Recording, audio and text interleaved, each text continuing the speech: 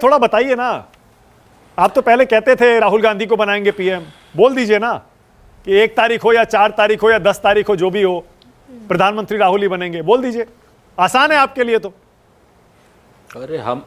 अरे भाई, हम आपके कहने से काहे बोल दें। राहुल जी हैं, मल्लिकार्जुन खड़गे साहब हैं, हमारी तरफ हैं, बाकायदा पूरे इंडिया गठबंधन में लोकतांत्रिक लोग हैं। अखिलेश जी भी हैं, तेजस्वी जी भी हैं, स्टालिन साहब हैं, शरद पवार जी हैं, उद्धव ठाकरे जी हैं, ममता बनर्जी हैं, कोई भी बन सकता है। हमारे यहाँ प्रधानमंत्री पद को लेकर के कोई झगड़ा ही नहीं है। वो हम भाजपा की तरीके से थोड़ी है कि वहां कहें कि सब है तो ये एनडीए है तो ये एनडीए, लेकिन मोदी के अलावा कोई बात मत करना।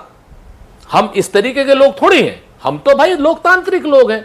अब रही बात, अभी अनंत भाई अपनी बड़ी बड़ी बातें कह रहे थे, अच्छी बात है। अभी आपने भी अभी एक और उन्होंने कहा था कि साहब मुद्दे नहीं बदले, तो अनंत जी को और बाकी सब लोग जो लोग मुद्दों की बात कर रहे थे, मैं बता दूं आपसे, जिस दिन से इंडिया गठबंधन का, हमारा कांग्रेस पार्टी का घोषणा पत्र जारी हुआ, प्रधानमंत्री जी 16 बार बदले हैं। प्रधानमंत्री जी मुगल से लेकर के शुरू हुए, मुस्लिम लीग पर शुरू हुए, मंगल सूत्र पर हुए, भैंस पर गए, भैंस के बाद आज तो उन्होंने हद कर दी, आज इतवार की छुट्टी पर भी चले गए। आप इस चीज को देखो, लगातार मुद्दे हम नहीं बदल रहे। हम संविधान का मुद्दा शुरू से लेकर के चले, हम आरक्षण का मुद्दा शुरू से लेकर के चले, जाति जनगणना का मुद्दा शुरू से लेकर के चले, हमारा मुद्दा कोई नहीं बदला।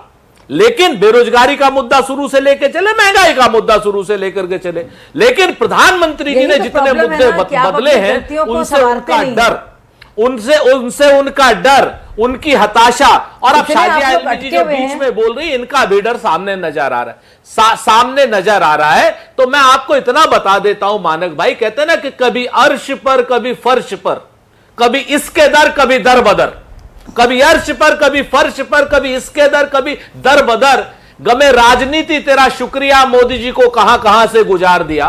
तो आज की शाजिया आलमी 30 सेकंड कहने के लिए मजबूर है। शाजिया 30 सेकंड, उसके बाद संजय कुमार। मेरे पास दोस्त है, मेरा कोई दर दुश्मन बदर नहीं। कौन है, नगरी नगरी द्वारे द्वारे कौन घूम रहा है, सब देख रहे हैं।